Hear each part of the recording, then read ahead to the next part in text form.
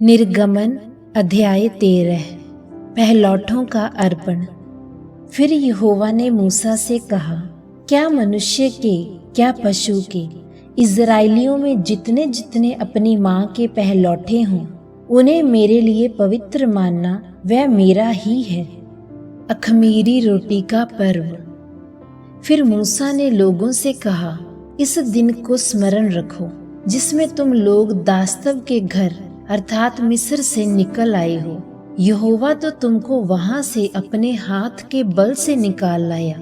इसमें खमीरी रोटी ना खाई जाए। अबीब के महीने में आज के दिन तुम निकले हो। इसीलिए जब यहोवा तुमको कनानी, हित्ती, एमोरी, हिब्बी और यबूसी लोगों के देश में पहुंचाएगा, जिसे देने की उसने तुम्हारे पुरखाओं से शपथ खाई थी और जिसमें दूध और मधु की धारा बहती है, तब तुम इसी महीने में पर्व करना। 7 दिन तक अख़मीरी रोटी खाया करना और 7वें दिन यहोवा के लिए पर्व मानना। इन 7 दिनों में अख़मीरी रोटी खाई जाए, वरन तुम्हारे देश भर में ना खमीरी रोटी ना खमीर तुम्हारे पास देखने में आए। और उस दिन तुम अपने अपने पुत्रों को ये कह के समझा देना कि ये तो हम उसी काम के कारण करते हैं जो यहोवा ने हमारे मिस्र से निकल आने के समय हमारे लिए किया था। फिर ये तुम्हारे लिए तुम्हारे हाथ में एक चिन्ह होगा और तुम्हारी आंखों के सामने स्मरण कराने वाली वस्तु ठहरे, जिससे यहोवा की व्यवस्था तुम्हारे मुंह पर रहे, क्योंकि यहोवा ने तुम्हें अपने सामर्थी हाथों से मिस्र से निकाला है। इस कारण तुम इस विधि को प्रति वर्ष नियत समय पर माना करना। पहलौठे।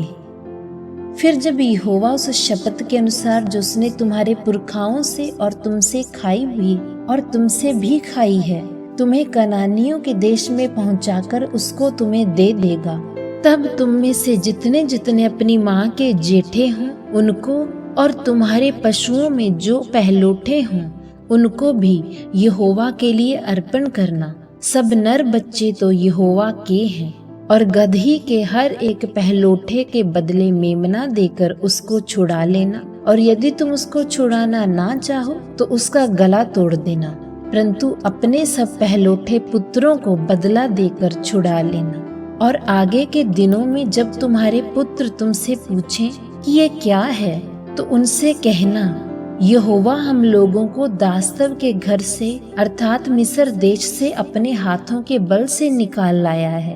उस समय जब फिरौन ने कठोर होकर हमको जाने देना ना चाहा, तब यहोवा ने मिस्र देश में मनुष्य से लेकर पशु तक के सब पहलौठों को मार डाला।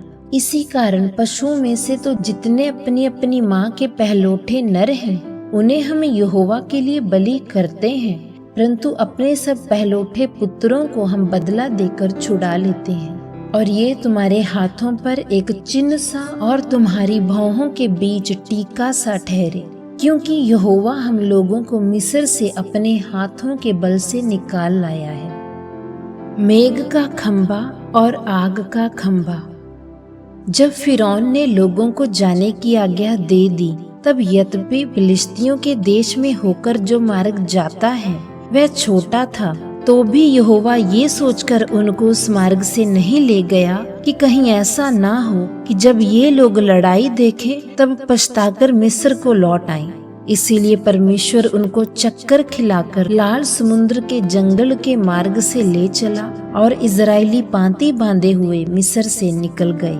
और मूसा यूसुफ की हड्डियों को साथ लेता गया, क्योंकि यूसुफ ने इज़राइलियों से ये कह के कि परमेश्वर निश्चय तुम्हारी सुधि लेगा, उनको इस विषय की दृढ़ शपथ खिलाई थी कि वे उसकी हड्डियों को अपने साथ यहाँ से ले जाएंगे।